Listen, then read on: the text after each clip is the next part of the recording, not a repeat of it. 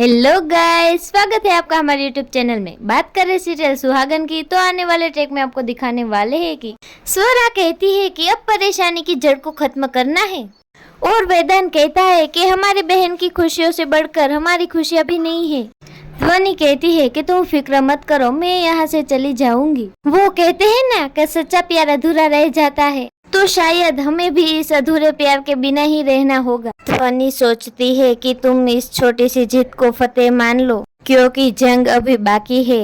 ध्वनि जाने वाली होती है, तब स्वरा रोक लेती है कि अभी तुम मैदान छोड़कर कहाँ जाने वाली हो। हम तुम्हें बचपन से जानते हैं, जानने में थोड़ा लेट हो गया, फिर भी देर आए दुरुस्त आए। तुम भले ही कह रही हो कि तुम वेदांत जी को छोड़कर चली जाओगी, पर तुम्हारी फितरत छोड़ना नहीं, लूटना है। सुहागन सीरियल में हमें देखने को मिलेगा स्वरा का प्लान हुआ सक्सेसफुल।